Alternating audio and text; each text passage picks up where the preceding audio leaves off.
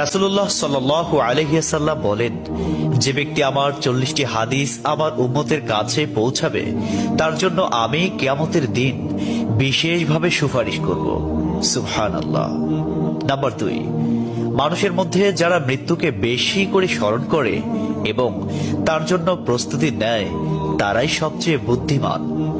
Number 3, প্রত্যেক জিনিসের জাকাত আছে আর দেহের জাকাত হচ্ছে রোজা। নাম্বার 4, যে তার সময় আল্লাহর জন্য ব্যয় করে না তার জন্য জীবন অপেক্ষা মৃত্যু শ্রেয়। নাম্বার 5, যারা সব সময় ইস্তিগফার তথা ক্ষমা প্রার্থনা করে তাদের সাথে উঠা বসা করুন, কেননা তাদের হৃদয় সবচেয়ে কোমল হয়। নাম্বার 6, তুমি যত সিজদা দিবে আল্লাহ তত গুনাহ তোমার মাফ করে দিবেন। সুবহানাল্লাহ। নাম্বার 7, সূরা ফাতিহা প্রায় 1000 রোগের ওষুধ।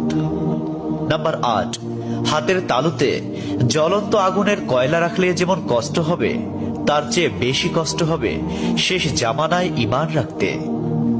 নাম্বার 9, রোজাদারদের জন্য প্রতিদিন জান্নাতকে সুসজ্জিত করা হয়। সুবহানাল্লাহ।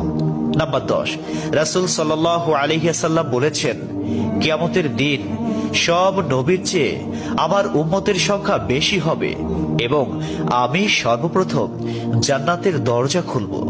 সহিহ মুসলিম, হাদিস নম্বর 196। 11, যে ব্যক্তি রোজা রাখা অবস্থায় মারা যাবে আল্লাহ তাকে কিয়ামত পর্যন্ত সকল রোজার সওয়াব দান করবেন। সুবহানাল্লাহ।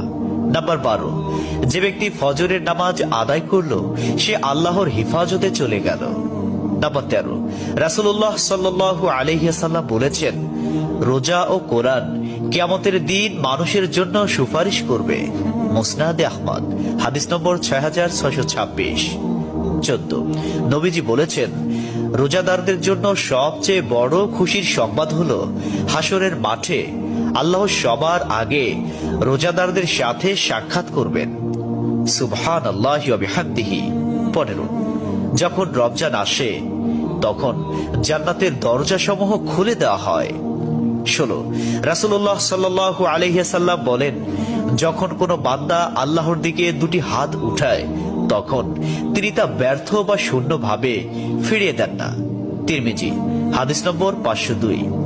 17, হযরত মুহাম্মদ সাল্লাল্লাহু আলাইহি ওয়াসাল্লাম বলেছেন, একটি খেজুরের অর্ধেক হলেও দান করে জাহান্নামের শাস্তি হতে নিজেকে হেফাজত করো।